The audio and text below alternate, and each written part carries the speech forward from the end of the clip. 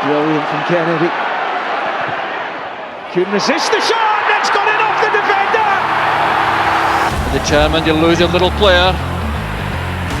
And it's in, it's a goal from Gilmour. Jimmy Gilmour has scored for Falkirk. Finnegan's cross, Stephen Thompson! Falkirk have the lead after a quarter of an hour! McKenzie slips, it goes straight to McGuffey. McGuffey shoots from his own half, and that is incredible! He's taking them all on here. Catch him if you can. You can't. That is amazing. That is phenomenal. A touch of individual inspiration from Kevin McAllister. This is Falkirk Daft. I can finally say it. Championees, Championees, oh, oh. How good does it feel to sing that song after so long? 5 years in this division, 13 years since we've had the chance to play We Are the Champions. Oh, what a day. We're going to get into it. We've got a lot to talk about on this week's edition of Falkirk Daft. I am your host, John McNally, and as ever joined by the Ginger God of Pod one-man band in the main stand, a lover of the old prawn sandwich. It is Ross Wayne, everyone. What a day. What a weekend. Still cheesing. Still absolutely cheesing. Buzzing, mate. Buzzing. You know, we're going to get into the game and talk about it from start to finish, but, you know, a couple of days after, you can see the picture. You know, all I've seen, and I'm here for it, is all the Falkirk content on social media. It's been brilliant the last couple of days, and you just can't get that Ali, Ali, Ali. Oh. It's all I've heard in my head, going through my head for the last couple of days. It's been brilliant, Ross, and we had a great day out on Saturday. We did. I know I've said this on social media already, but if it's either one of the best or the best, and it was just perfect from the minute we all got together, and then as we headed on through the day and the evening, just really special. I know it was special, and I know everyone, you'll have your critics. You've seen probably all the old air-drained and Fairmont supporters, you know, it's only League One, but I think it just means so much more just because of what we've been through in the last 5 years. Do you know, it's for a team Falkirk size, you know, I think every pundit that I've heard has said that we should be Championship, if not a Premiership club. So to get back there, and you know, people say, "Oh, it was over the top celebrations and all that," but living our boots for the last 5 years, absolutely. Exactly. Do you know what I mean? It's just, I think it was more of a kind of eruption of emotion, more than anything. That, you know, because it was just that built up. It's built up, and we knew it was coming. You know, and obviously I didn't say that on this podcast, but we knew it was coming, and that whole day to, you know, we'll talk about winning it in the pub and all that sort of stuff, and we get Elsa, our guest pundit, on this week. But it just felt special, Ross. It felt special, you know, and we were, you know, it was great to, you know, we were with each other, stand beside each other at the game, or stood beside each other in the pub when we won it. It just felt like a really special day. It really was, and you saw it, groups of mates together, families together. Just the outpouring emotion. I saw tears on the pitch at the end, sons and dads together. Oh boy, shout out to some of the old boys that were on the pitch invasion as well. You know, I bumped into a couple of Chris Love and David Webster, and I was like, "Where your dads?" Are like, they were standing at the side and they're on the pitch. Brilliant. But it was just great to see, and you know, as you said in last week's episode, it's brilliant that young supporters are getting to experience this, you know, as you did, you know, back in the day at Clydebank, as we did when we went up to the Premiership after years and years of being getting told, no, you're not going up, because of the stadium criteria.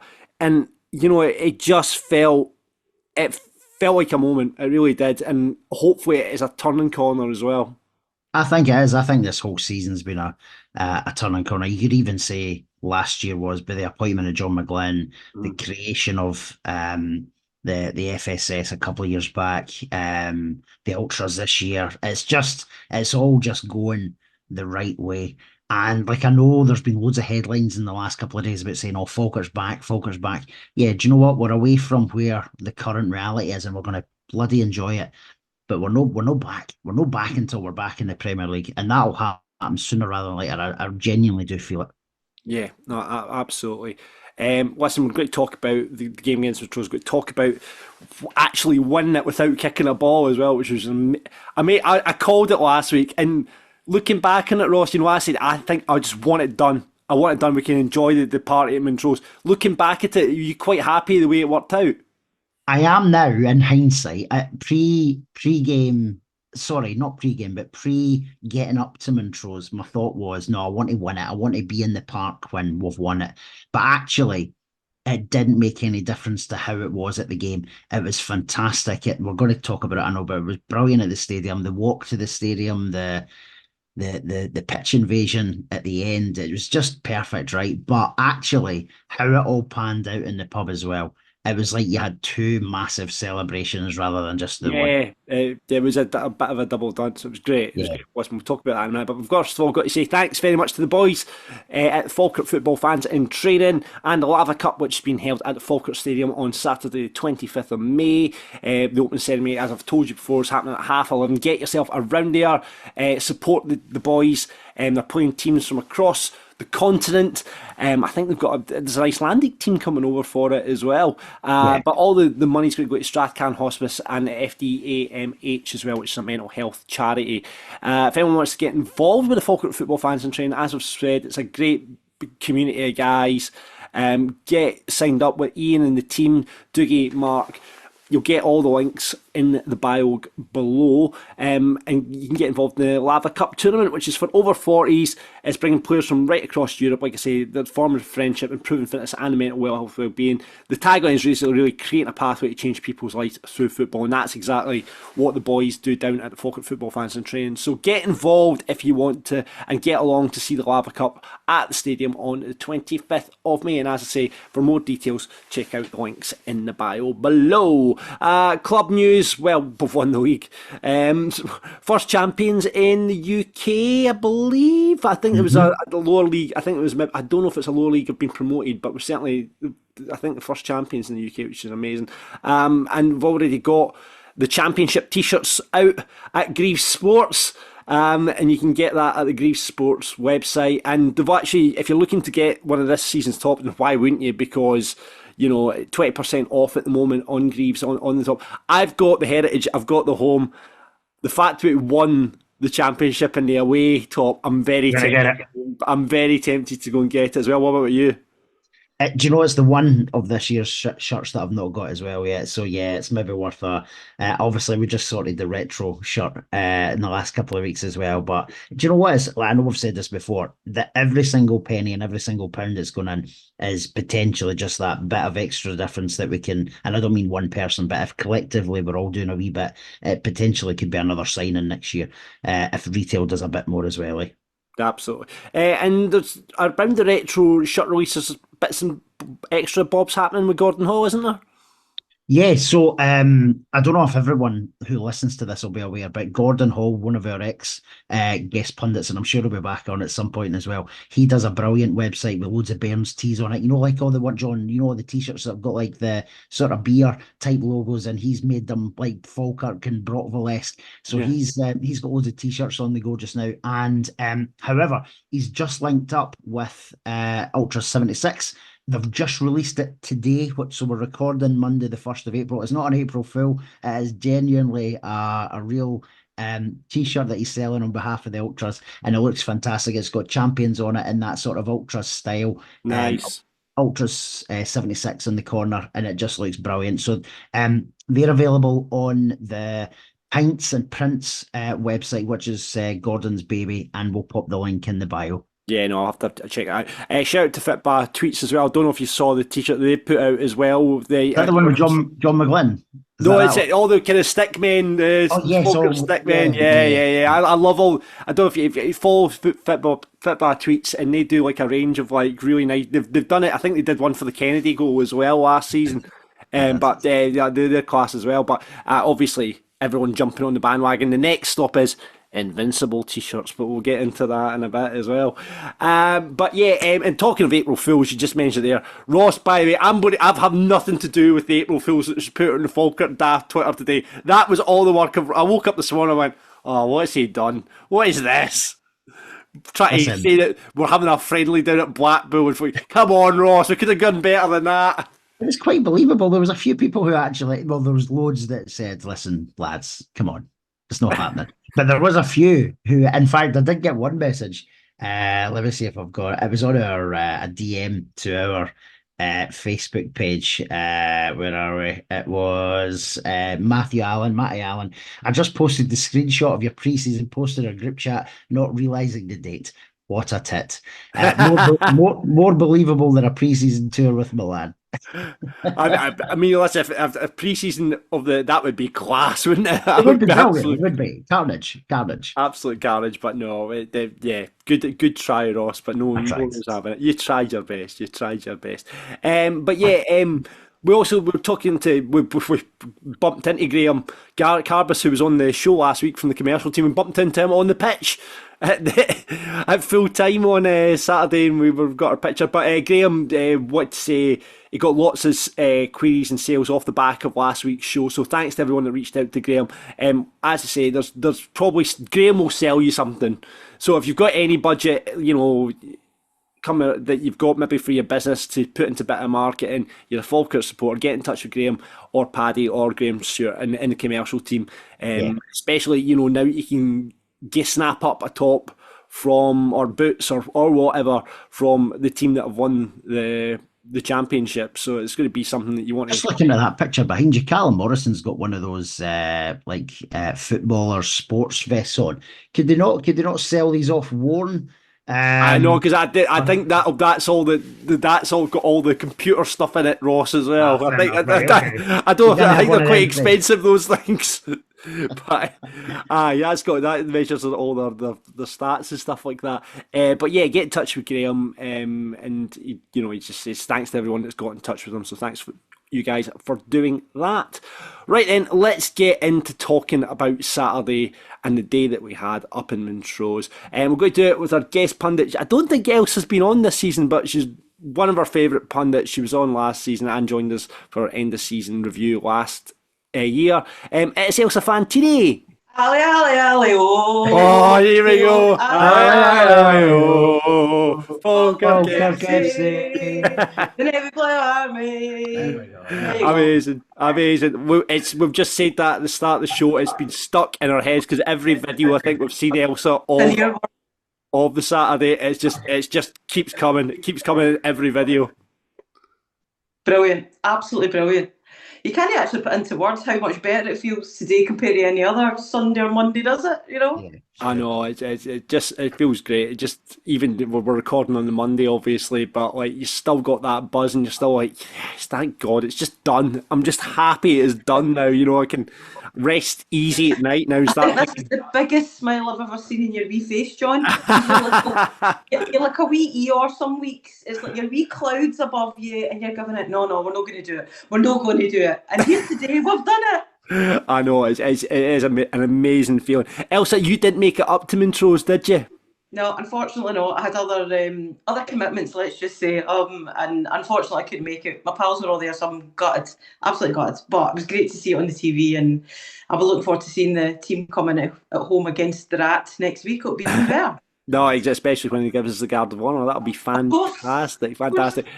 So we went up, Ross. We started the day with a couple of cans on the train, Ross. Jumped on at Larbert, and then we went all the way up to Montrose with a train full of Bairns fans. It was brilliant, John, wasn't it? Like loads of Bairns fans at Grahamston, loads got on at Larbert, and then even more at Stirling. Joined us for the party train on the way up. It was a bit of a party train. When we got to Dundee here, there was a bit of, we were really worried, because obviously Dunfermline were playing Arbroath, and that's where the change point is for Arbroath as well. We thought there could be trouble ahead. So the mastermind in the corner said, protect the king at all costs.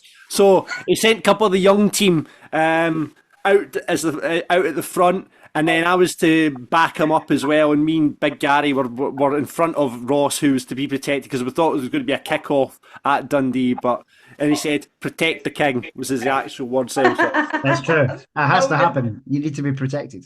Yeah, absolutely. Yeah. So I don't know what, in his chess game, I don't know what piece I was, Ross, but Prawn. I was a pawn as well, brilliant. I knew you were going to say a pawn. There we are. So, but no trouble, and we got off the train, and you went into the picture house in Montrose. We met our guest pundit, our Montrose correspondent, Mark. My friend came and met us down there and was still giving it Yaldi. And to the point that his other friend, Mark, who does the fanzine stuff with him, was filming you know how we're all, there was a lot of singing in the pub, and he was filming it all and sending it on to the Montrose players for ammunition against us. Aye, that worked. That Thank God he did that. Really well. Worked really, really well for them. But yeah, no, in the picture house, Ross, brilliant atmosphere. It was. It was really busy with Bairns fans anyway. Elsa, our mutual friend, Mr. Alan Harkins, he had already been in there. He had tanned a bottle of wine by the time we got in there. Well, I did see one video doing the rounds where Alan's kind of wandering around at the front of the crowd, just outside the pub, when it was at 5 o'clock, when he realised we were champions, and he's looking around as if saying, where am I? It's the only way to describe it. And I thought, is he going to make the game? We lost Alan somewhere along the way. I don't know what happened to Alan, but we lost him somewhere along the way, because he was lamping down the white wine when we were in the picture house. And by the way, I have to say, we were sitting in there, we're like to the woman behind the bars, like they wouldn't put Sky Sports Centre on so we could see the Hamilton result coming through. So they had the rugby league on. We're like, what? So everyone's constantly, every 2 seconds, everyone's got fidgety hands and checking their phone and going, still 0-0, still 0-0, it's okay, it's still 0-0. And then eventually the last kind of 10 minutes, they put the Sky Sports Centre on. And obviously it was that way. It was like that. Just waiting for the results to come in. So this is the picture house, because I know people were up at the market bar up there. There was people in just the Park Hotel, I think, in Montrose as well. So there was Bairns all over the place. And then finally, you got this moment of just everyone watching the screen. But it didn't. Someone must have had it on their phone or an update on their phone, because at the other end of the bar, we're all watching the screen, and at the other end of the bar, you just heard this roar go up, and then you thought, we've done it, and then it cut. So you got this big massive roar from the pub, because you obviously knew it was done, and then you got that second roar when it came up on Sky Sports as well, and it was just. I said it on last week. I wanted to do that, because I just think, and you're going back to the Eeyore thing, Elsa, I would have just been on tenterhooks, see for that game. Because I do not think Montrose would have played the way they did, and I don't think we would have played the way we did on Saturday, because the handbrake was off on Saturday. The handbrake was. You could see that they were playing with freedom, whereas the week before at home it was like we were a bit nervous the first half hour, I thought, and the goal settled us down last week. So this week, totally different. You could just feel it. See that feeling in the pub though. We were saying this just before you came on, Elsa. I think it was brilliant because we had two big moments on Saturday night. There was the moment in the pub and outside the pub, just as you talked about with the young team in the market, in the market square, and it was the Market Arms up in Montrose. It was just an absolute bounce. Everyone's just flooded out in the street, and we all kind of congregated in the square, and it was a march down to the game. And the video was it was amazing. The pyro was out. Falkirk songs getting blasted, and it was an amazing atmosphere. And sorry, Elsa, we're rubbing this in now. Well, I get joy from you, and that's the thing. It's just great that it doesn't matter whether I was there or not. The collective experience says we made it, and we just soak it up. Yeah. It's that I was walking back to the car because I was diving to get home for the 5:30 kickoff. And I had my phone, I've never put an alert on the Nackies match, let's be honest. I had an alert on just to get the full-time score, and I had the open all mics on as well. And I actually felt I could cry walking along the street. I just never realised, I don't know if it was relief, happiness, it was all those things, but I could just cry. Listen, it's understandable. And I think, I can't speak for John, but there was moments where I was the same. You were hugging, I must have hugged about 100 people on Saturday. That was just John, this is Ross Wayne, the new Care Bear. There you go. I know. It was. You're bumping into friends. You're bumping into guys you play football with. A lot of the people listen to this podcast are just jumping on us and hugging. It was an amazing feeling walking down to that ground and walking into the ground as champions. I know a few people that were in the ground when we actually won it as well, and I think the team kind of got together in the middle and then went over to the supporters, before when they were warming up and just gave it that. But I think all the team kind of got together in the middle and just had a wee bit of a celebration themselves. And we'll talk more about the team celebrations a bit later on. But it was an amazing feeling, just like you say, doing it the way we did, and then going into the game the way we did it was unbelievable for a team. Now, but it was quite right that I think since we've been down in this league, we played Montrose. I'm right in saying this is the team we've played the most in this league. And it was just, they've been a bogey team, let's face it. Montrose have always been a hard game. But to go up there and absolutely pump them 7-1, which could have been going on 10-11, it was absolutely incredible. Because we, like you say, and I think it's because the handbrake was off as well. I think it was just like, we've done it, so let's just go out there and play with freedom. It was amazing, absolutely amazing. Oh, totally. It was kind of strange when the first goal went in, and I'm sitting in this. I was running about the living room as well. You can imagine what it was like, because I was sitting there thinking, and I have a wee shout out to Montrose because the manager came on BBC Alba beforehand and really classy in his compliments to the team and to John and everything he's done there, and I thought that was really lovely. I just thought, to your point, Montrose have been that bogey team. There's no kind of great animosity between us and them. So the way that they kind of hosted us, I thought was fab. I thought so. Giving the guard, obviously shout out. They gave the guard of honour for the guys coming out as well, and I heard that as well, Elsa, and it was Stuart Petrie, for as much as a Fifer. Fair play to him and hats off. I heard him after the game. I listened to his interview after the game as well. He talked about how John and Paul put together the side that they have, and was very, very complimentary of the guys. But you can just see them. It's just like that thing about freedom. There was nothing to prove anymore, and I think for me it's that bit. I think I put it on straight after the match. I put it on the comments after the game. I can remember McGlynn saying a couple of weeks ago, we're going to get something to doing, or whatever the words were. I did not expect it to be Montrose, and I say still, even at 2-1, you could see they were dangerous. Hester was still dangerous and coming forward, and obviously got his goal. I still thought they could have been in it even at 3-1, but once that fourth goal went in, it was just it could have been a cricket score. It was brilliant. I'm now greedy. I want us to stay unbeaten the rest of the season. Well, that's the next step, isn't it? It really is. A couple of changes from the side. Yates was back in for Bisland, and Ethan Ross came in for Calvin Miller, who dropped it to the bench. As I say, he's been doing that over the last few weeks. Like since it's been kind of, since the Hamilton game, I would say he's been kind of rotating the squad round. Still disappointed that Captain Chaos didn't get a start, but we'll get on to the big man in a minute. But yeah, 2,500 Bairns there as well, Ross, for a game that was on television. Good attendance to take up there. It really, really was. Probably 2,300 of them had been in the pub before the game. So you could tell the atmosphere was absolutely electric. We just made it in for kickoff, didn't we, John? Yeah. So, but we got a good position. We were right in front of the camera gantry, but it was good. Right behind the goals, below the camera gantry.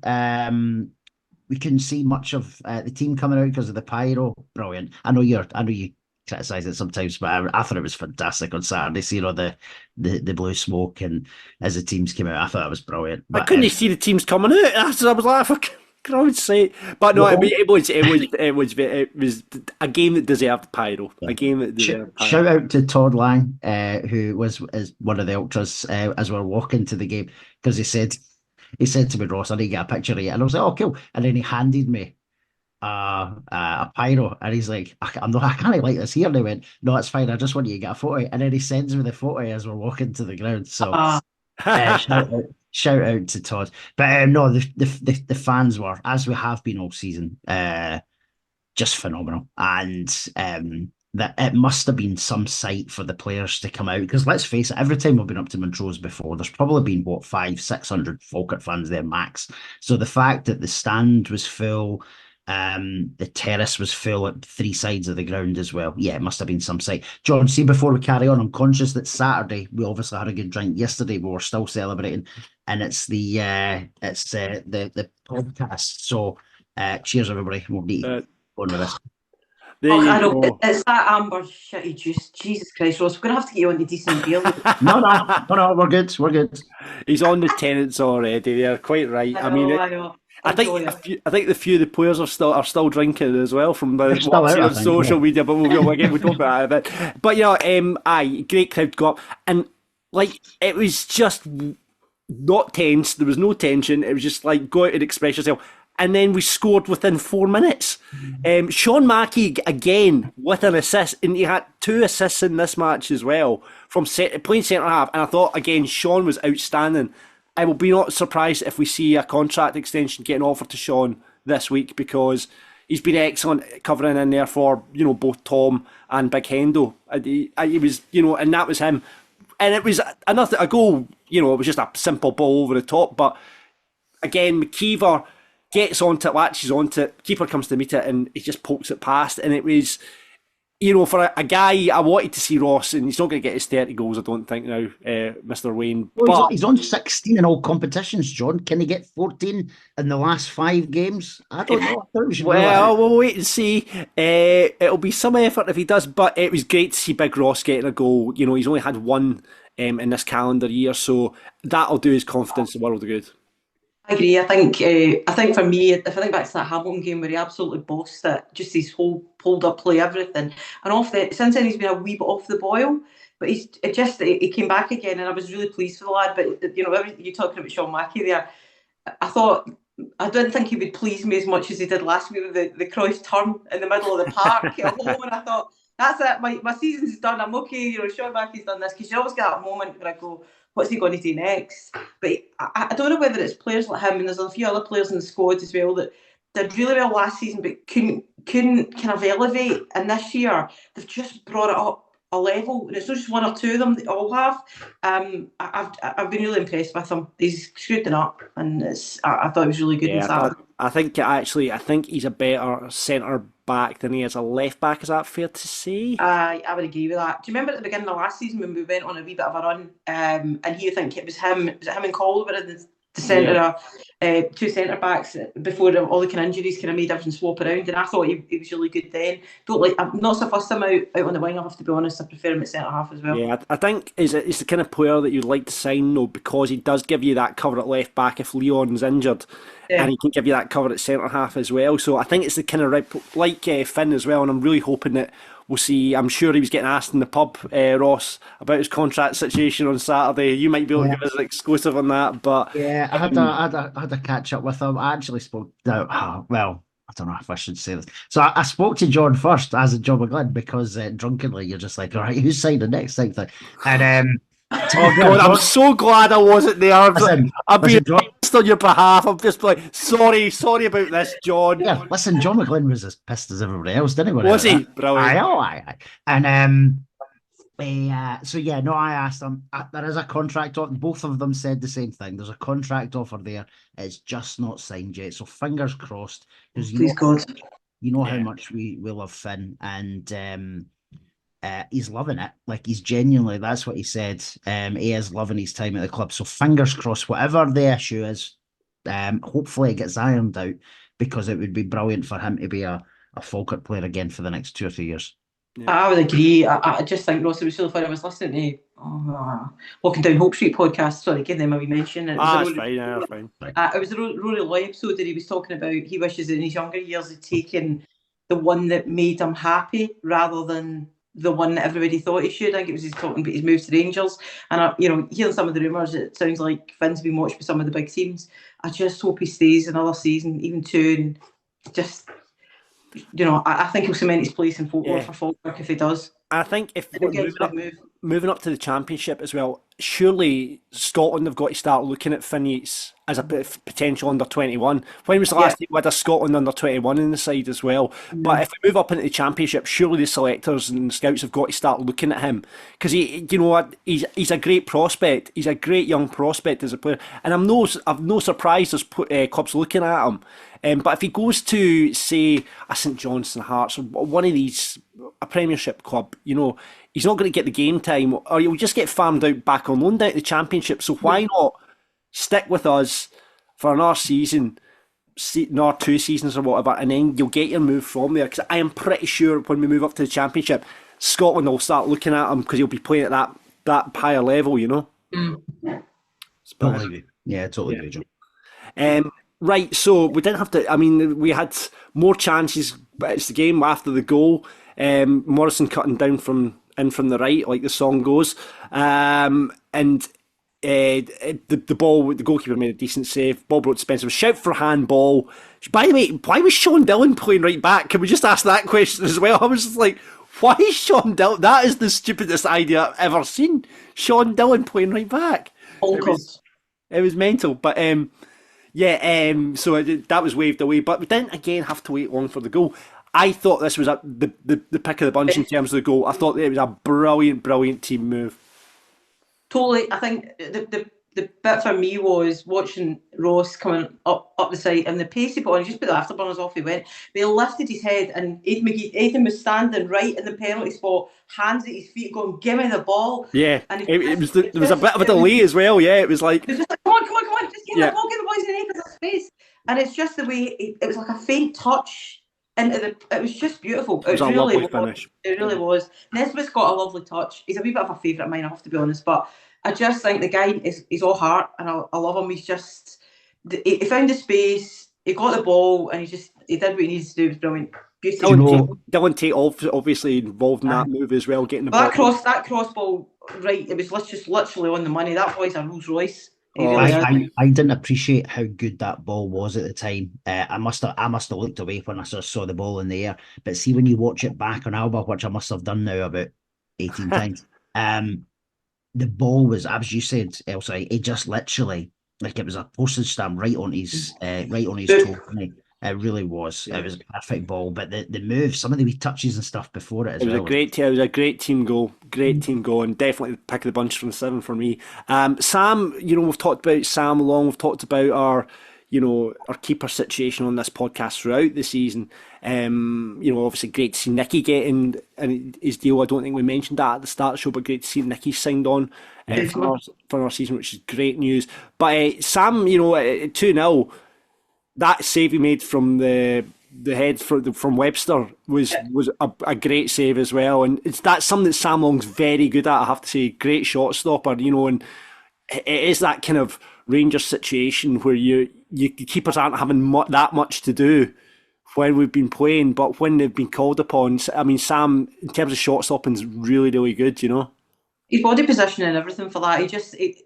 I think for me the bit was, he didn't just save it, he found a way of getting it away so that one of our defenders could pick it up and clear the ball.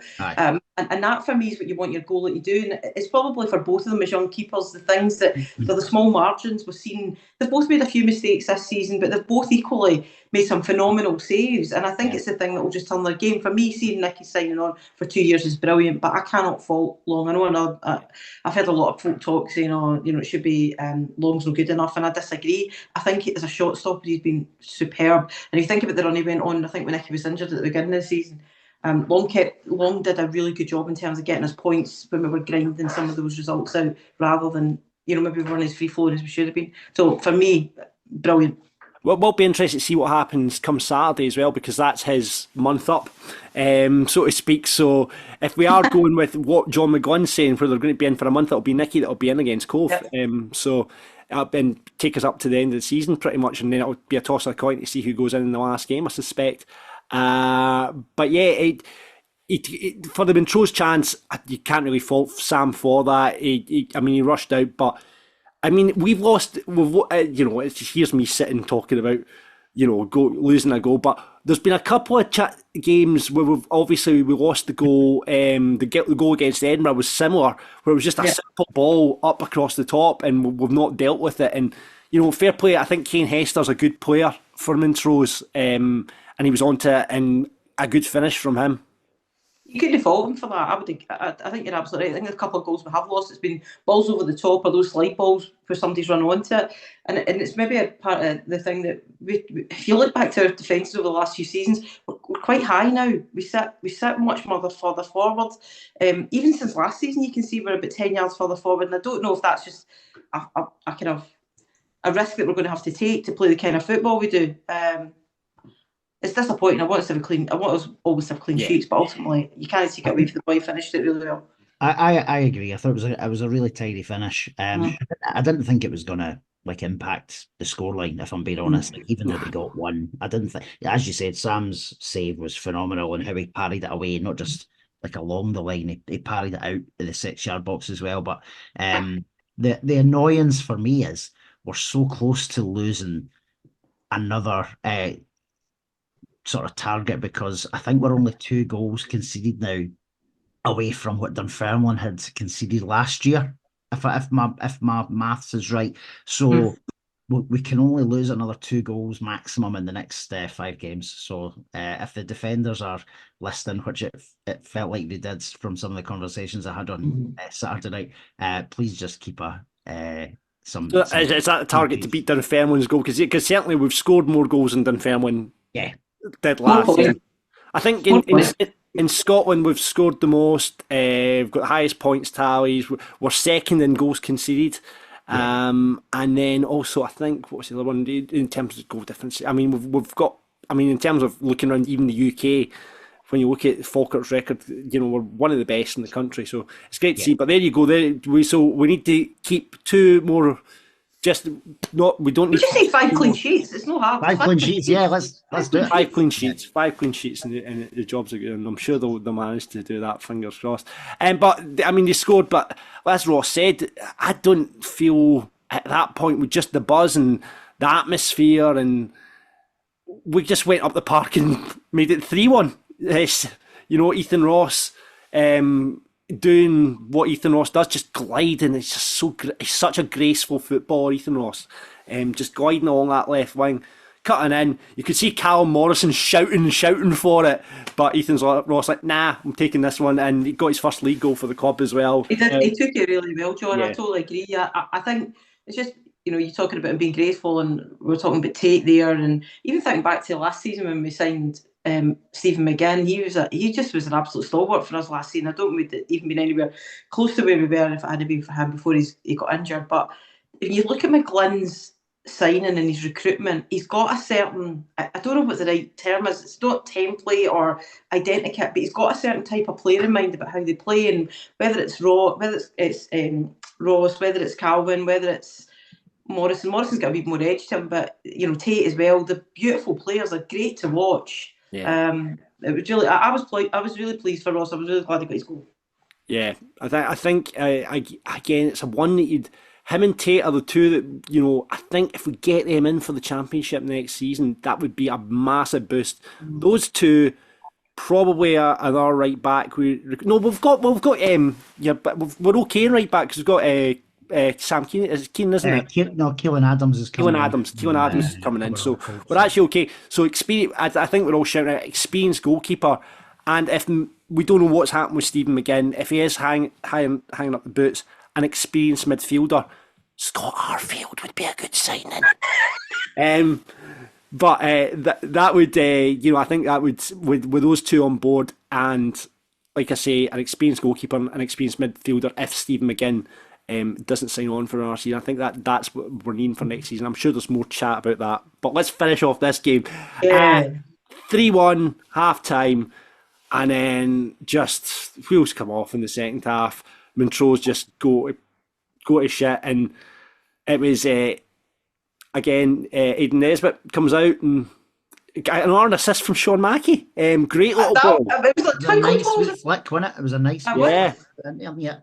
He's got his nosebleed being that far forward. I was a wee bit worried about him. I know, it was brilliant. And Aidan Nesbitt, goalkeeper, in fairness, probably should have saved it, but we weren't complaining. This is the one goal that I don't know what, I was looking at my phone or something, and I just, we've just scored.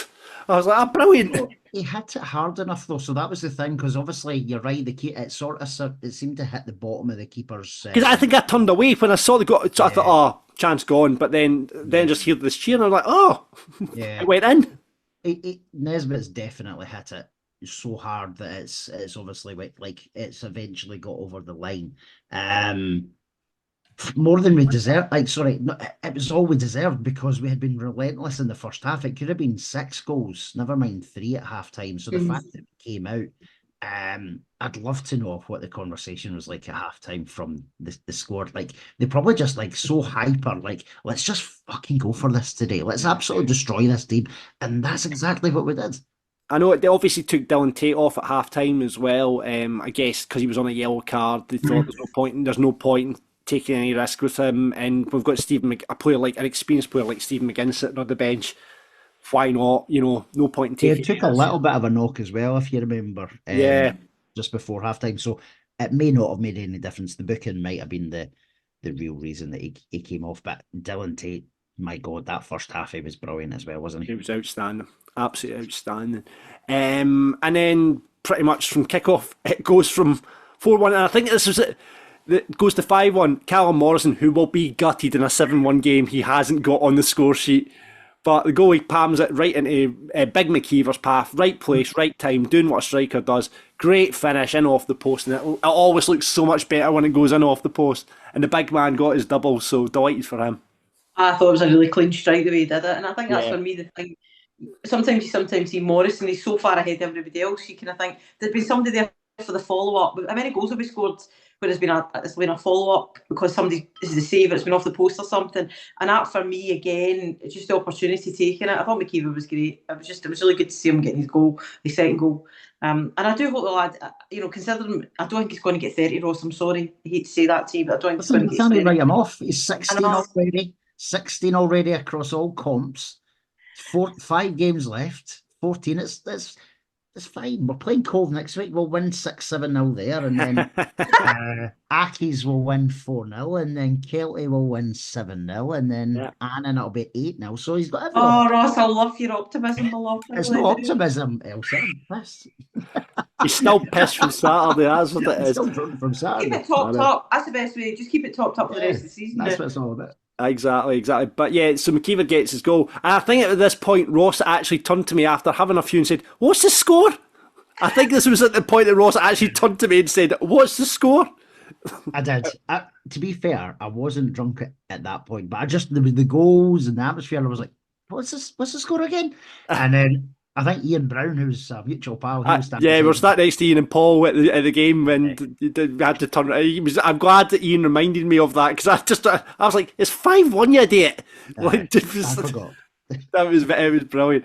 On that fifth one went in, John, I did think to myself, this is going to be 10. I really did. It just, talking about relentless in the first half, but I actually thought when that went in, I thought, this is going to be embarrassing. I genuinely thought. I didn't actually want that for them, believe it or not. I wanted us to hump them, but I didn't want them to be.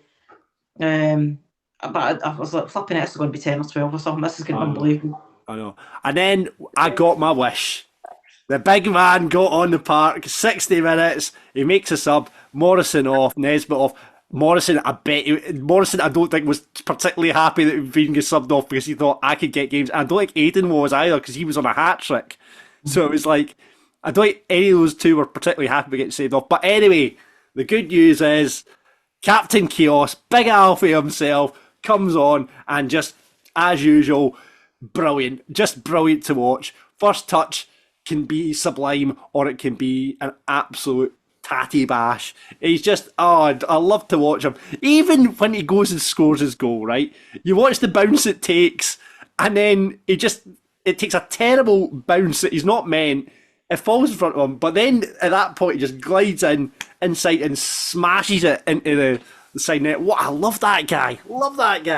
Big Alfie, brilliant. It was great to see him. That was my happiest point of the day when Alfie came on, I think. Ross, does Tam Lang know that John's what about Alfie? It's a bit worrying. Yeah, he's dumping John. I've said in this podcast for a few weeks that everyone else seems to be getting their chance apart from Big Alfie. Get him on for the start. Put him up the middle. As much as he scored, and I thought the finish was like sublime.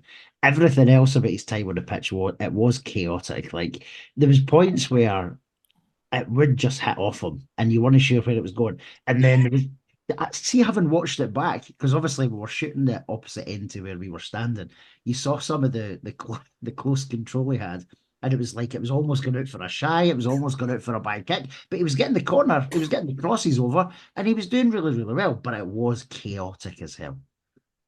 Absolutely love it. I'm here for it every time. Plays with a smile on his face, and he does. Scored the goal. The cheese that he had was brilliant. It was great to see. It sounds like as well. You hear it from folk. He sounds like a lovely lad. So yeah. I don't know. You just wonder whether or not is he the right kind of player for us next season? Will he get many opportunities? I don't know. Don't know the answer.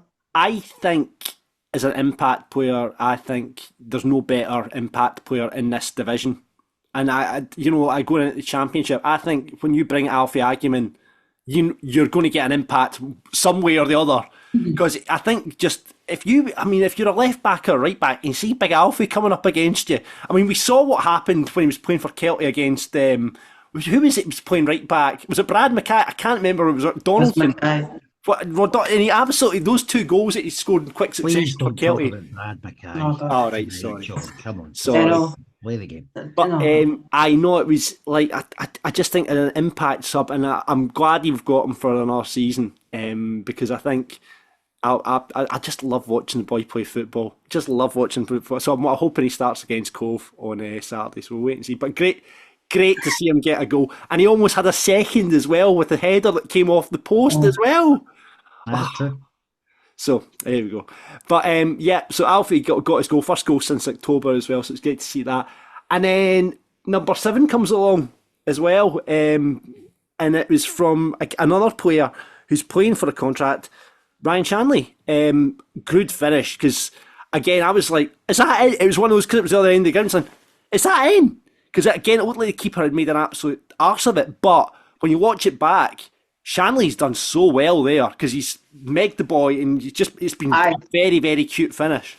I thought it was a brilliant goal, and I like this guy. There's something about him. Even the first time he came on as a sub at home, I just thought, oh, he's got that same. I don't know what it is. He fits in the McGlynn, the McGlynn mould in terms of how he wants us to play, but he's just a bit different from McKeever, and I really like him. He works really hard. I thought his goal was excellent. And to your point, when you saw it on Alba and then you watched it on our highlights programme, it looked different. I thought on Alba it looked like it had been a bit of a deflection off the the defender's heel, but when you looked at it the other way, to your point, he megged them, and it squirted right in at the near side. I think the goalie hadn't a clue which way it was going, to be fair to him. So I agree. Also, see when you watch the Falkirk TV highlights, it's just before he hits it as well.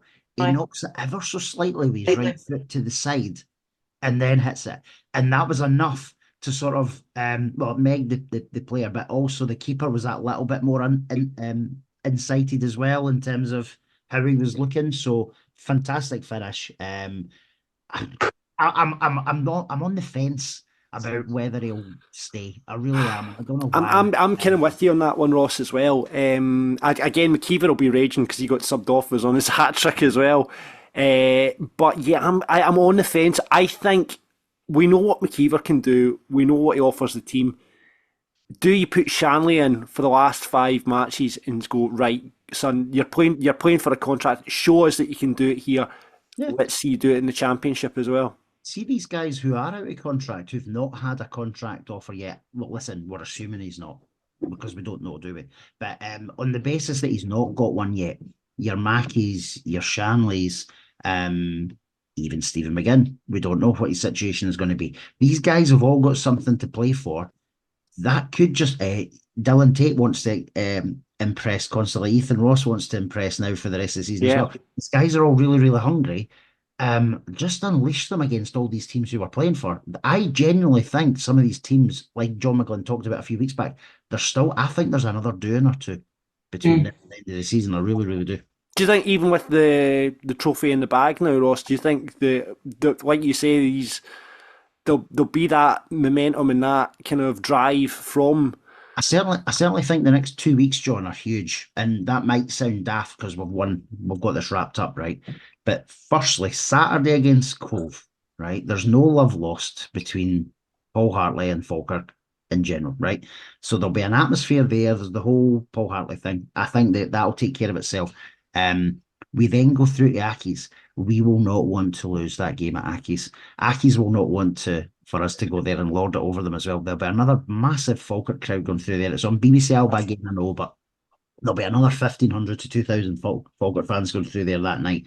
And it'll be like a home game again. So I just think the next 2 weeks, essentially, for a start, will take care of themselves. Yeah. So, I mean, Shanley scores. McGinn's chance there, you'd love to have seen that go, and that would have been up there for one of the goals of the season as well. But Stephen McGinn, we're talking about this as well. I think Stephen's still to score for us this season, and I think Leon McCann are the only two outfield players that are still to score for us this season. Yeah, I think so. Looking at the goal stats, you're right. I think as you say, McGinn. Has McGinn got one then? He must have got one in the league. Did he get one in the League Cup? No, I don't think he has, John. Not yet. No, because we were sent in by a friend of the podcast, sent us in the sort of goals and assists across all clubs this year. And McGinn's name doesn't feature for a goal as yet, but it was bloody close on Saturday. That was like that inches away. I know. And then we finally get into the final moment, and what we were waiting for in the bag, that full-time whistle and pitch invasion. It was always going to happen. Oh, funny though, on the telly, I was watching all these legs dangling over the hoardings behind the goal, and the 1.5 stewards that were there walking up and doing, could you put your legs back over? Aye, right. Like, that's going to happen. You know what I mean?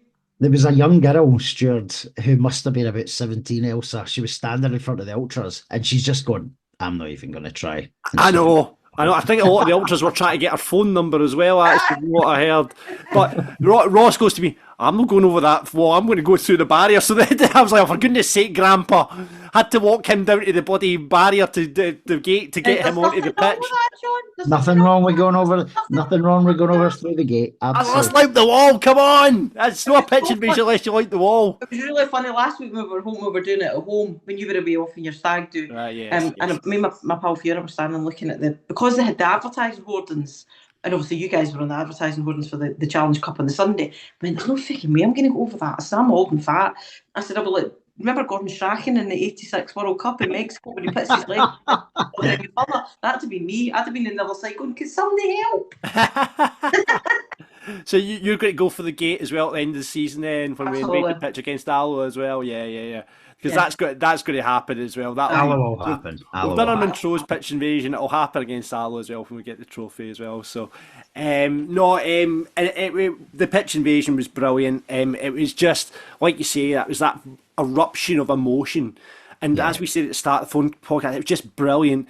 People, seeing fathers and sons together, seeing kids crying with emotion, as grown men tearing up. It was great, and we met a few people in the park. Met Graham Carbis from the commercial team. One of our directors was on the park as well. We won't name him, but one of the directors, and you could see what it meant to him as well. It was just, I met my brother. It was my brother. He was filming up in Aberdeen, but so he only got down for the second half. So, just being there with your brother and just that big hug, and it was, like Ross said, I don't think I've hugged as many people in one day than I did at full time there. It was just brilliant. Just that outpouring of emotion. Elsa, you would have been experiencing it in your living room, but it was such an outpour of just frustration, happiness. It was just, it was brilliant. If you could bottle it, you'd make a fortune. You really would. And as you say, John, just like even people you didn't know were just like, it was just brilliant just watching it as well. And I think for the younger fans as well, not just the young team, but every young fan or the guys and girls there with kids, that's a core memory right there. Just as we've got from Clydebank 94 and other days that in the 80s for those that were middle 80s who are on pitch invasions in there as well. And for me, I think the first one I remember was 1991, and I remember keep looking at my dad. Oh, can we go over? And he was like, "You're not going over." And then I went over anyway. I think I must have got lifted over that day because I wouldn't have got over the barrier at Brockville, and they wouldn't have had a gate at Brockville. But it was just brilliant seeing everybody's face, and fantastic. I know it was amazing, and you could see it from across the world.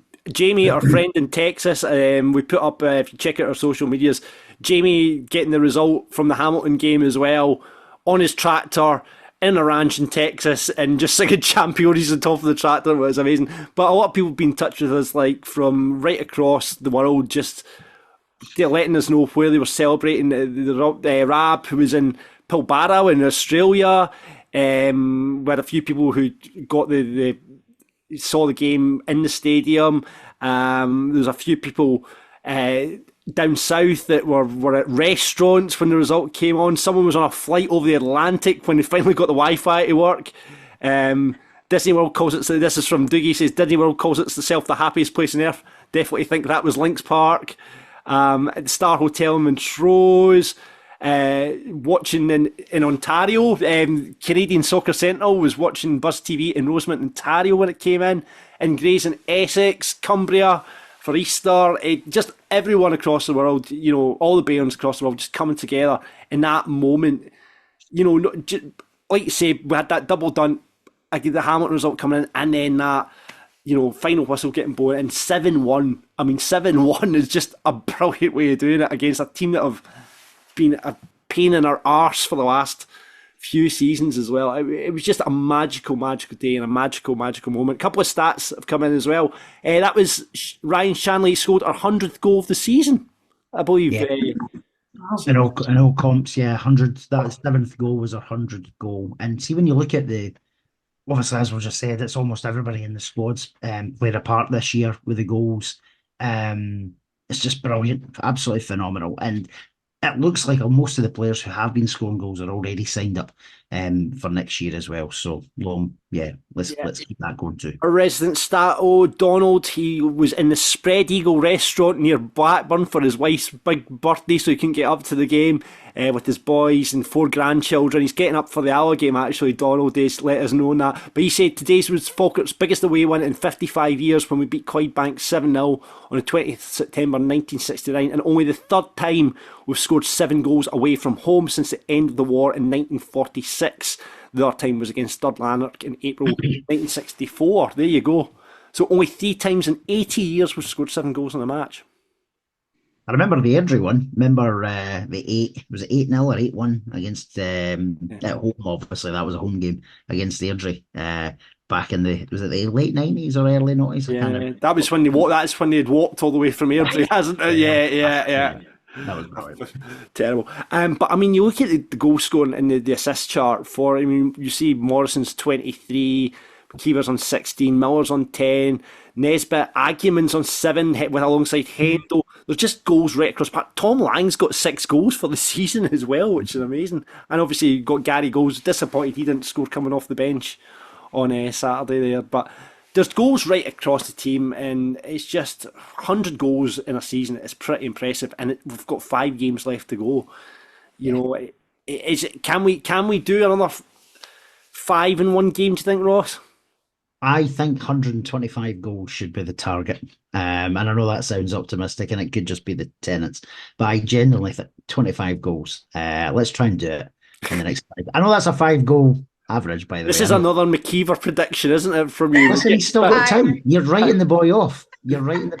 I had a good chat with him on Saturday. Did you see? Thanks for backing me, Ross. Oh, he had an ultra scarf tied round brilliant. Mr. Miyagi at this point, so he'll not remember the conversation. But listen, he's got. Did you say do it for me, Ross? You've only got. Do it for me, brother. Listen, you've only got our 14 goals to go, so I can prove John wrong. Exactly, it's hardly anything. We'll just go for it. Aye, well done. I've got a good pep talk, mate. Good pep talk. But once the pitch got cleared as well, the team got back out. We got split up by this point, Ross, because I ended up stupidly getting. My brother said, "Do you want to lift down the road?" And I said, "Aye, go on then," because I thought the train's going to be an absolute nightmare. And I was working on the Sunday. I thought, "Oh right, okay, I'll get a lift down the road." And I stupidly, in all my sensibility, mistake ever. Yep. Didn't go to behind the wall, so I'm stupid. But the team came back out, and we got the moment I wanted to happen. John McGlynn doing the dance. I called it on this podcast last week, and I'm so happy it happened. Amazing. And Tom, obviously, and Hendo came out as well. Brilliant. My favourite picture of the whole weekend is Hendo with the big cigar. Tremendous. Absolutely amazing. And the team were on top of people's shoulders.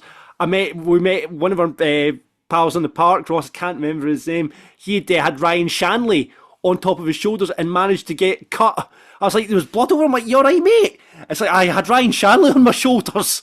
That's It was Stevie Gibson. Yeah, Stevie Gibson, that's who it was. Stevie Gibson, aye. So Stevie, and I was like, oh Jesus! So it was what a time, and then you got that, and then let's talk about behind the wall, shall we? Because you piled back onto the train, Ross. What was the train like on the way back down? So I had as you say, like everybody got split up from everyone. So I'm walking down to bear in mind there was a dozen of us before the game together. Yeah. I was like walking solo, not myself, but there was loads of Bairns fans walking to the station. And we get to the station, which is rammed, by the way. And I'm thinking, I bet you like 2 carriages turn up here. Mhm. Thankfully, it was a much bigger train had departed Aberdeen. So we all piled on. However, the only seats literally where we could get was first class. So we just decided to go and sit in first class. Not that the conductor cared, if I'm being honest. Yeah. And the British Transport Police, bless them, they were on the train as well. And they're like, listen, you're not meant to be drinking, but listen, there's 400 of you drinking here, so we'll just let you off. Oh, did you get a carry out on the way down to the train? Oh, there was beers on the way home. Aye. Oh, did you get to? Yeah. Well, you've got to bear in mind, Tesco and is it Aldi are right at the station. Yeah, So they must have done a turn from the Bairns fans. So yeah, good chat on the way back. And then just before we talk about behind the wall, Stirling train station again was just like Mental. fantastic. And fair play to the 2 boys who are taking turns doing the drumming from the ultras because the sweat was pissing off them. They were drumming this so much because it was like 25 minutes gap between our train getting in and the next Falkirk Grahamston train. And for that 25 minutes, that Ali Ali O song was constant for 25 minutes, and they were all bouncing up and down, and the everybody, like all the sort of people just at the station for a night out, were absolutely loving it as well. So brilliant scenes. And then the chat on the train was like behind the wall.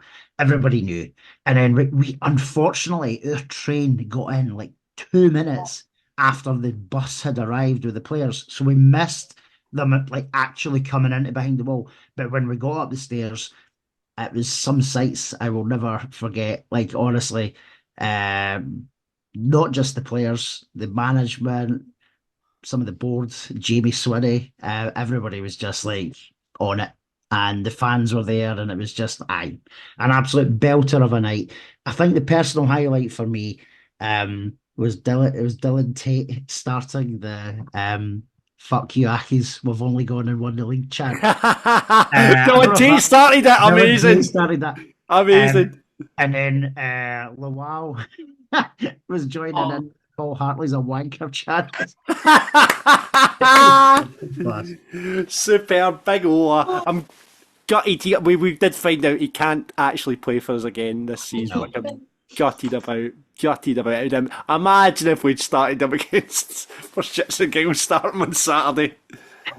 Amazing. But it was honestly, John Lillican, I know I've already told you this, but Mr. Tam Lang came up to me and he was like, "Which big guy?" And I was like, "He's away home." And he was like, gutted.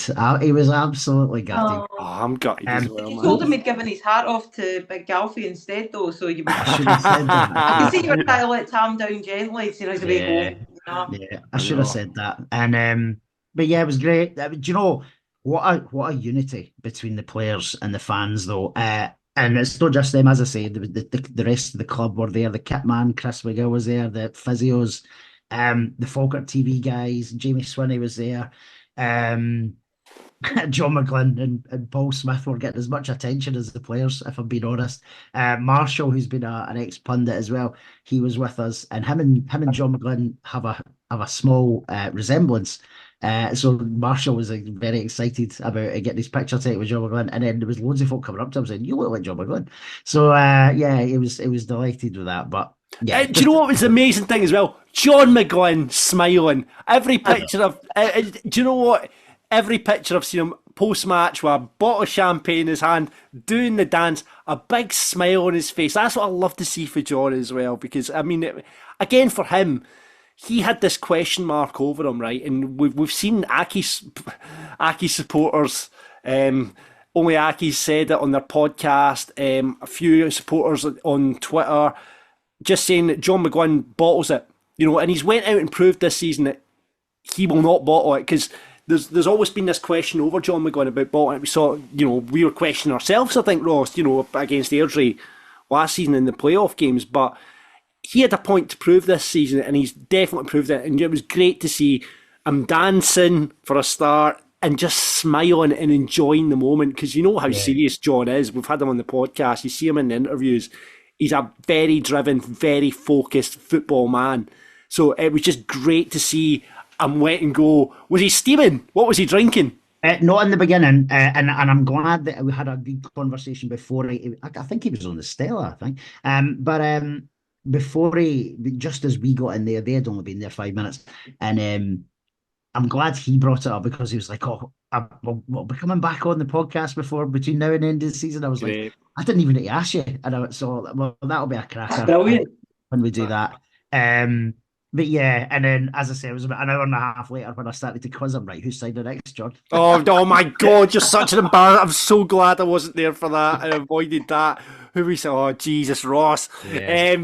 But no, it was great. And shout out to Cal Miller and Callum Morrison, who were drinking Mad Dog and Bucky as well on the park at Links Park as well. Well, the story, right? So yeah, so the two of them were obviously on the sort of the super juice on the pitch.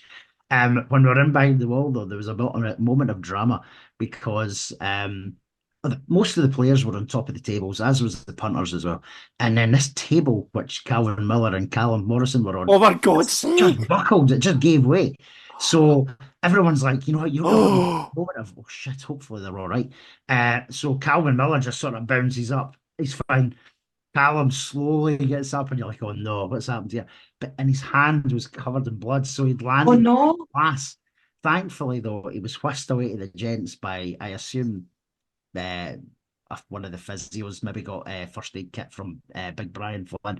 And he came out, he reappeared from the gents about 10 minutes later, just with one finger covered in a bandage, and then he had an ultra scarf round his head. His top was off. That might be the top that Behind the Wall found actually in the pub. I noticed they put that on social media earlier on.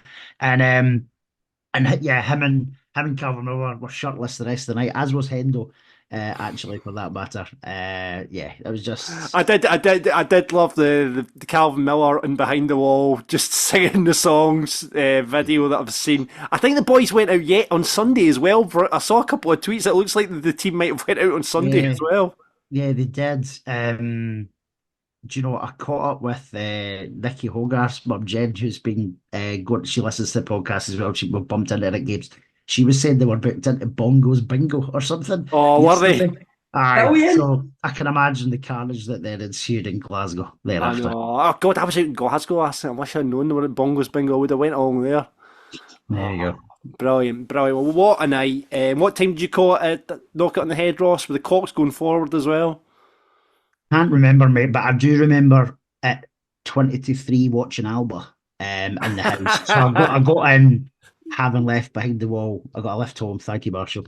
Got a lift home. And then I thought, it'll be a really good idea now to put Alba on. And I watched the full game. And then about 3 hours later, my alarm went off because I had to put Easter eggs out for the kids in the garden. So, yeah, yesterday was fun. Yeah, oh, bet you.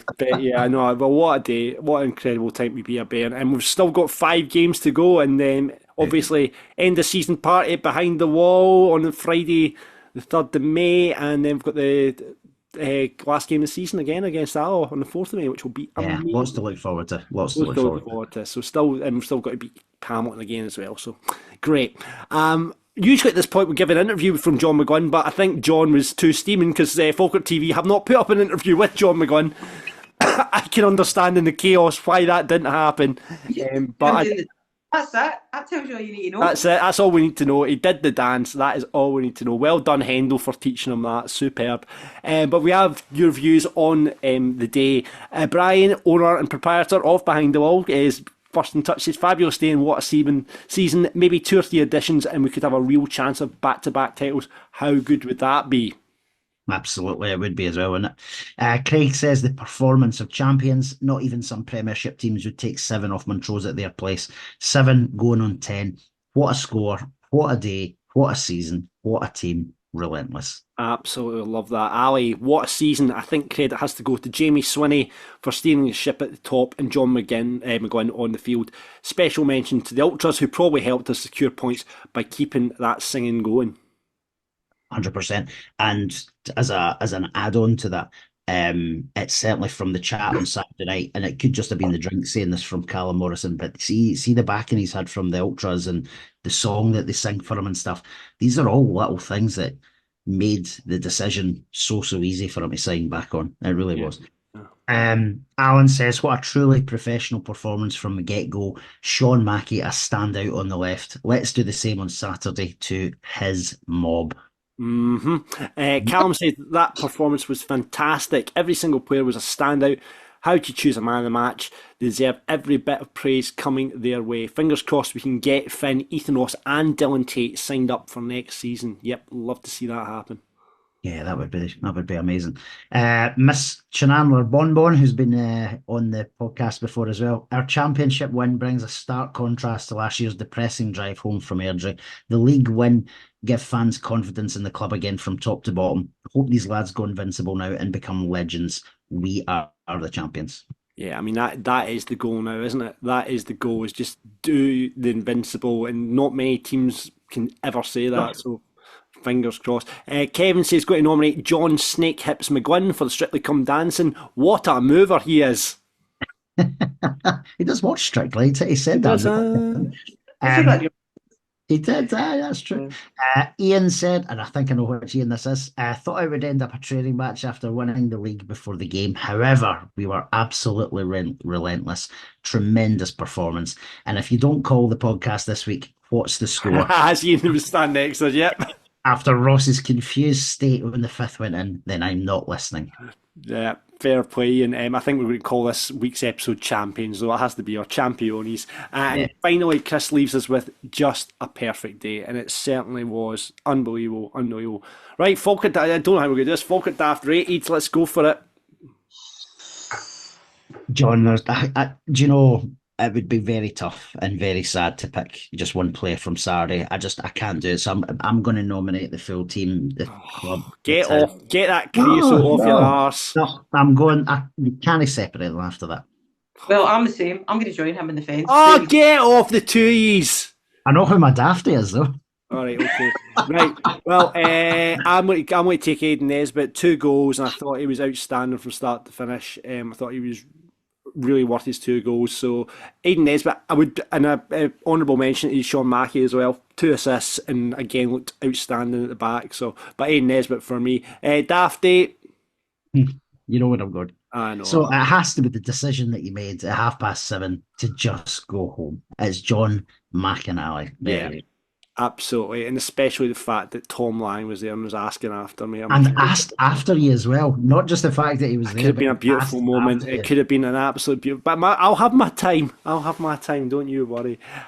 So yeah, I'll willingly accept the Dafty of the week. So that's it. Brilliant. Well, listen, what a time to be a Bairn. Elsa, thank you so much for coming on and looking back. Thanks for having me on again, boys. With us, really appreciate it. We'll see you at the party behind the wall.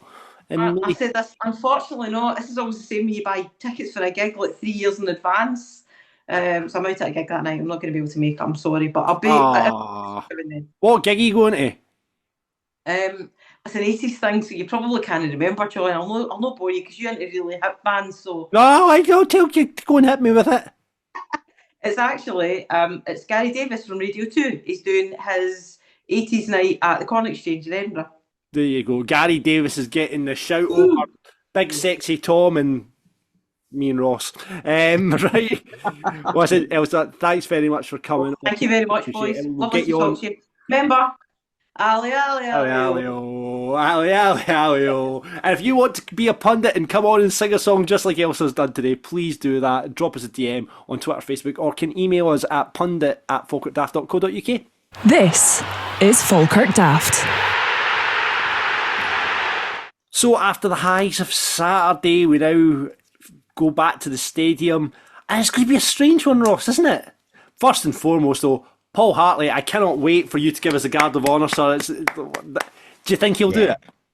I think he's going to do it. He's got to do it. I don't know if he'll do it, but I think the players will. I don't know if he'll personally do What it. what is the protocol? Because obviously Montrose gave us the guard of honour. I think most teams now just give you a guard of honour, don't you? Every team until the end Yeah, of they the season. probably will. I'd be shocked if a team doesn't. I think the next two are obviously going to stick in the throats of Cove and Aki's if they do it. I'm not sure if Aki's will. I think the Aki supporters will be so pissed off. I mean, I don't think they'll give us guard of honour. I mean, did we? I'm just trying to think. Did we play Dunfermline after they? No, we didn't. We didn't play Dunfermline after they won, had they? No, they won it a fortnight after our last game. Yeah. With them. So thankfully that wasn't a scenario that we had to think about. Do you know, it's different with derbies though, and like us and Aki's, as much as it's a grudge match, it's not a derby or anything. Yeah. Like I don't think Rangers and Celtic or Hibs and Hearts would give each other one. But we'll see. We'll see. It's John Rankin's decision. I think it tends to be that, like on Saturday, and fair play to, and as much as we have given him plenty of stick for being a fifer over the years, fair play to Stuart Petrie. I did, like Elsa mentioned, I watched his interview that he gave before the match, and he was obviously very complimentary to John McGlynn and the team and what we've achieved this year. And I think it might be the manager's decision. So that'll be touch and go whether they do it. And another shout out to Montrose, because I hear from when Jamie Swinney was talking to us on Saturday, the Montrose board were brilliant after the game as well, like bringing out bottles of champagne and stuff like that as a cut. By the way, it's a nice touch. You know, we spoke to our friend Mark in the pub before it as well, and we had a good laugh. I mean, obviously there was a bit of banter and stuff like that, but it was just good. It was just a really nice day out. But yeah, Cove come this weekend. They are obviously in amongst it between Alloa, Montrose and Cove. It's going to be one of those two out of those three for the playoff place. Montrose currently out of that thanks to the pumping they took off us, because that's taking their goal difference down to 0 now. While Cove Rangers, they're level points with 2. Montrose will be hoping we can do a job for them come Saturday. Do you think we will? I think we will. I think we'll stay undefeated. I don't want to say we're going to, like, I know I was joking earlier about smashing everybody by a ton of goals. I don't think it'll work out like that, but I think we will remain unbeaten. I think there's a desire and a hunger amongst the squad, and as you said, we've got all these players who are fighting for a contract as well, so they'll want to finish the season on a high. For Saturday though, I would absolutely love a big win over Paul Hartley again. I mean, we certainly did. The last time Cove were down, we certainly gave them a bit of a hiding in a game which arguably set us on our way. You know, when we went through that period where we were like Saturday, Tuesday, that really gave us a boost at that time to get such a comfortable win over them. Roman Burrow will be desperate to get a goal against us as well, and he's in a fight with Callum Morrison to become the SPFL top scorer as well, so he'll be eager. I mean, across the park, you know, we know the influence of Fraser Fivey, Mitch Megginson as well on that Cove team. But yeah, it's an experienced team, and when you look out the three teams that are fighting for those playoff places, Cove have got to be in with a shout just because of their experience, I think. Well, they have, and they are, like, they're in that position now. If I had a preference, I would prefer Cove to miss out. I'm not I've no love for Alloa or Montrose, if I'm being honest, personally, but my hatred for Hartley is enough, if I'm being honest. So yeah, I hope they stuff them on Saturday. I don't know who Montrose are playing, but I hope they get a win. They're away to Edinburgh on Saturday. Right, so there's a good chance Montrose are going to get 3 points on Saturday. Yeah. I genuinely hope there'll be another big home crowd there on Saturday to welcome the boys. I think it'll be another really good crowd, really good atmosphere, and then that'll set up the trip to Hamilton next week. Yeah, I mean, like I said, we've said all along, the target on the back is now to be the first time to beat Falkirk in the league this season. That is the big target we have to deal with, and we have to deal with for the next 5 games. So that's the worry. That's the worry, and we know at Cove they've definitely got the firepower with Roman up top to cause us troubles. I think he's fit. He scored there at the weekend again for Cove. But see we Remarn though, we need to remember that he's only scored against us this year when we almost like he was gifted the opportunity, wasn't he? For that first away game of the season, and we've marshalled him very well since. And I don't want to harp back and moan about players, but he was up against Brad Mackay, and he knew how to play against Brad Mackay. That first game, we've schooled him in every other game. I mean, Tom Lang's out. We've found that Tom Lang's not going to play another kick of football again. But Hendo, do you think there's a chance of him making it back for Saturday? Never know. You never know. It would be good. Willie, will he start? Because Mackie's been doing so well, I don't know. Do you put him in midfield just for the physicality side of things? I would keep Tate and Spencer there if I'm being really honest. Yeah. It's whether McGlynn wants to mix up the team a little bit now that it is done and dusted. I don't know if he will. We've already seen, though, that when he makes changes to just the team, it doesn't really make any difference. We still look so strong going forward. And he has mixed it up in recent weeks, hasn't he? And it's still worked out absolutely fine. So do you see any of the players that maybe came off the bench on Saturday getting a start? Thinking Ryan Shanley could get a start. Alfie maybe get a start. Got his goal. I genuinely think they'll need to have a chat and a sense check with the players come Thursday, because if they've been on the sauce for about 4 days, it'll depend who comes back fresh on Thursday. Which is their next day back at the stadium. So yeah, listen, it's Cove will probably think they're in with a good chance this weekend because it's done. And because the Falkirk players will have had an extra few days off and stuff, blah, blah, blah. I just don't think that'll make any difference. I think we'll be too strong for Cove. And I think we'll be too strong for the other teams that we're going to face between now and 4th of May as well. Yeah, well, fingers crossed. What are you predicting then for the score on Saturday? I'm going to go 3-1. 3-1. I think I'll go 3-1 as well. I think I'll match your scoreline. Remember, it's a 5:30 kickoff, so it's going to be another one of those boozy days where everyone's going to turn up at the stadium steaming again, and I imagine there'll be a lot of singing. And obviously we get to play. Do you think we'll play We Are the Champions over the speaker between now and every game for the end of the season, or do you think they'll just leave it to that when we lift the title? I don't know. I wouldn't mind that. Great. Well, why not? Let's enjoy ourselves. Do you know what I mean? How often does this happen? So yeah, let's just do it. Absolutely. Okay, we'll see you down at the stadium this Saturday, 5:30 kickoff. This is Falkirk Daft. And that, my friends, is just about it from Falkirk Daft. Oh, do you know who we've not checked in with? Mr. Denon Lewis. Absolutely, he's been back in touch. A few people said, oh, that Denon Lewis patter's woeful. I think it's really funny, so I'm going to read it out. A few people have come up to me and said, what's with the Denon Lewis thing? I said, it's Denon. He's got in touch. So here we go. This is from Denon Lewis. He says, hi guys, another restful weekend for me, and the fan unrest at Woking is starting to look a bit ugly for Dopey Doyle. After passing a breathalyzer on drugs test, I was finally allowed to take my place in the Juicens family stand for Friday night's home defeat to East Lee. The camel hair coat lady was giving me daggers, so I sat as far from her as possible in order to avoid any unnecessary confrontation. What is it with people and their nonsensical grudges, huh? It was nearly 2 weeks ago, for God's sake, and I believe the dry cleaning bill was only just a little bit over 200 quid. Let's go for it, Mrs. Rupert. Let it go, Mrs. Rupert. Let it go. The fans at Woking are understandingly wanting me back in the team, and before the end of the game, the Juicens family ultras were pointing at me chanting, Denon Lewis, you're our banker, Denon Lewis, you're our banker.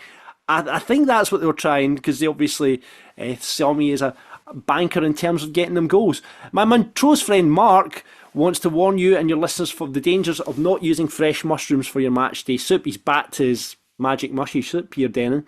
He had picked some mushrooms freshly from his garden just before appearing on your show last week, and a few of us part of it his brunch that day.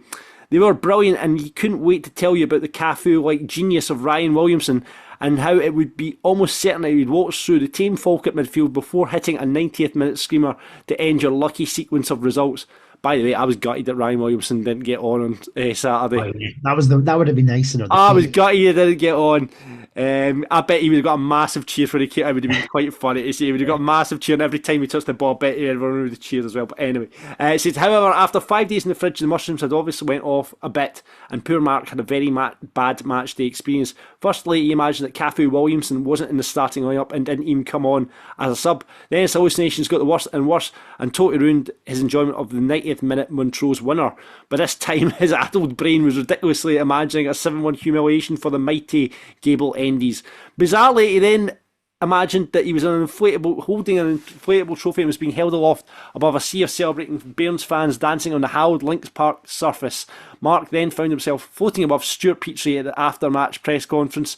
Stuart was singing the praises of the famous Hamilton Ackies, letting everyone know that it's his opinion that they are a club with too big a fan base, watching a team so far ahead of the rest of the division, and that it was always inevitable they were going to win the league before the clocks changed. Hurrah for the Ackies were his closing words.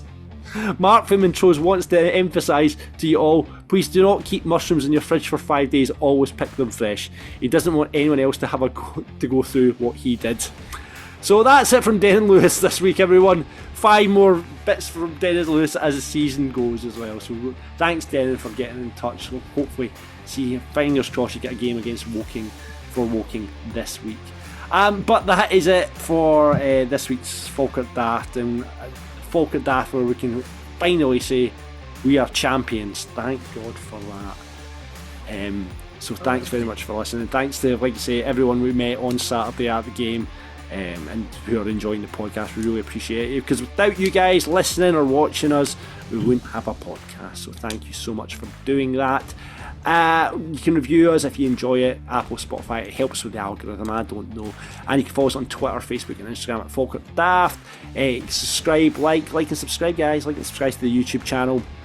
And you can get merch if you want to get kitted out before the end of the season for the final big party in May. Do that, merch.falkirkdaft.co.uk. We really should get some sort of Champions Invincible style t-shirt. I'll speak to the people. That's a good idea. See if I can make that happen. And thanks obviously to the Lava Cup and the Falkirk football fans in training. Lava Cup happening Saturday 25th of May at the stadium. All the money raised going to Strachan Hospice and FDAMH. All the details, and including how you want to get involved with the Falkirk football fans in training, are in the links below, so get that stuck in. Right then, Cove next. It's done. We're champions. Loving life. Ross has got a can of Terence. Always good in the world. And let's be invincible now. That's it. That's the plan, buddy. Moan the Bairns, etc., etc. Expect unexpected.